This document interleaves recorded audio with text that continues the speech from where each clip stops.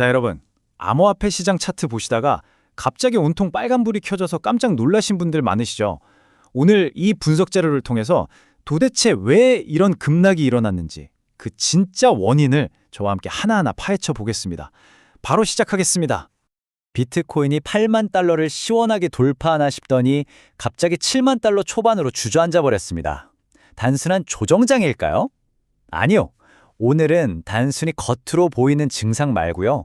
이 갑작스러운 폭락을 뒤에서 끌어내린 진짜 주범들, 즉 6가지 거시경제 매크로 도미노 현상을 아주 정확하게 진단해 드릴게요. 오늘 살펴볼 내용들입니다. 6가지 매크로 도미노부터 시작해서 인플레이션과 채권 시장 상황, 지정학적 이슈, 그리고 가장 중요한 향후 가격 시나리오까지 쭉 한번 훑어볼 테니까요. 꽉 잡으시고 잘 따라오시기 바랍니다. 자, 그럼 첫 번째, 6가지 매크로 도미노입니다.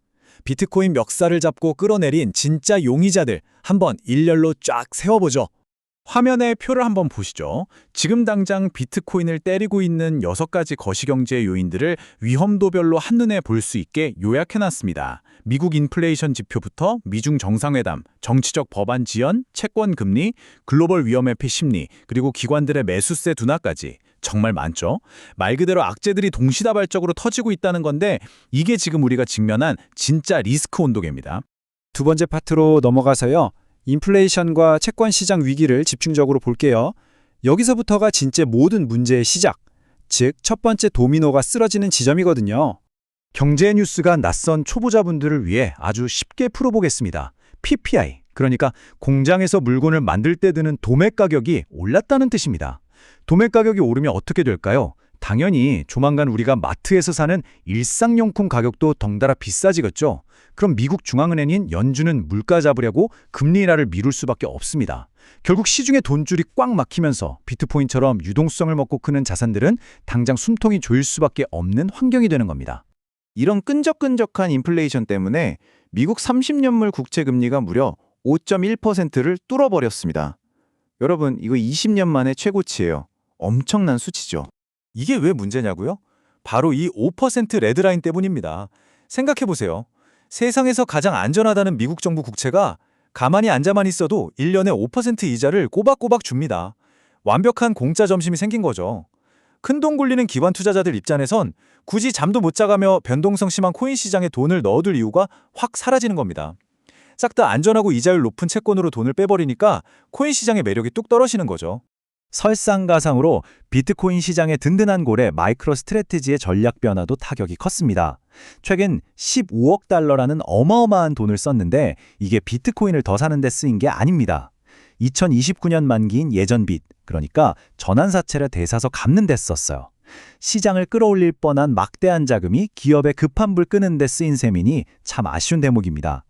큰 손이 멈칫하는 동안 비트코인 현물 ETF에서는 무슨 일이 있었을까요?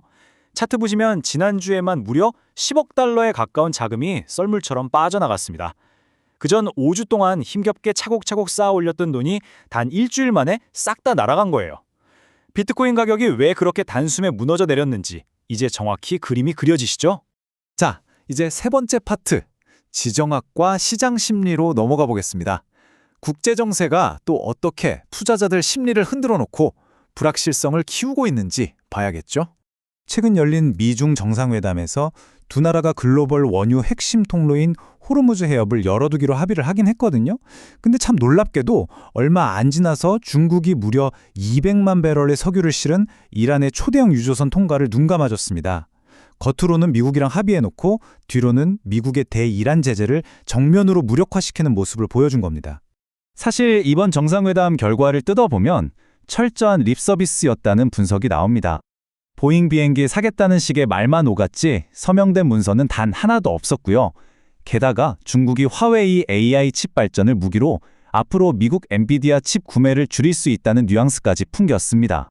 이런 문서화되지 않은 모호한 결과들은 글로벌 공급망과 시장 심리를 차갑게 얼어붙게 만들기에 충분했죠. 상황이 이렇다 보니 국제정세 전문가들은 비트코인 가격에 충격을 줄 훨씬 무서운 변수들을 꼽고 있습니다. 푸틴이 중국과 바짝 밀착하고 있고 곧 이란을 규탄하는 유엔 투표도 열립니다. 코너에 몰린 미국이 결국 이란에 대해서 파괴적인 군사적 옵션을 꺼내들 수도 있다는 불안감이 엄청 커졌어요. 실제로 예측 베팅 사이트에서 이 확률이 30%를 훌쩍 넘겼습니다. 시장에서 가장 싫어하는 최악의 와일드카드가 만지작거려지고 있는 겁니다. 마지막 네 번째, 향후 가격 시나리오입니다. 지금까지 살펴본 이 복잡한 데이터들이 당장 여러분의 지갑, 포트폴리오에 어떤 영향을 줄지 심층적으로 짚어보겠습니다. 얼마 전에 가상자산 명확성 법안이 상원은행위원회를 통과하면서 시장이 반짝 환호했었죠. 하지만 냉정하게 현실을 봐야 합니다. 이건 그냥 시작일 뿐이에요. 아직 300페이지가 넘는 다른 법안과 합쳐야 하고 상하원 다 통과해서 대통령 서명까지 받아야 끝납니다. 심지어 정치인들의 코인 거래를 제한하는 민감한 조항까지 껴있어서 대통령 서명까지 가기엔 심각한 지연이 불가피해 보입니다. 여기서 우리가 아주 주의 깊게 봐야 할 현상이 하나 있습니다. 바로 나스닥과 비트코인의 디커플링, 즉 탈동조화 현상이에요. 지금 나스닥은 AI 실적 기대감 덕분에 하락을 굳건히 방어하고 있거든요. 반면에 비트코인은 당장 시장을 끌어올릴 만한 단기적인 호재가 완전히 말라버린 채 홀로 빠르게 추락하고 있는 매우 위험한 상황입니다. 자, 그럼 앞으로 가격 변동 흐름이 어떻게 될까요? 최악과 반등, 두 가지 극단적인 시나리오를 예측해 보겠습니다. 최악의 경우 중동 긴장이 터져서 유가 날아가고 채권 금리가 더 오르면 시장은 더 깊은 수렁으로 빠질 겁니다.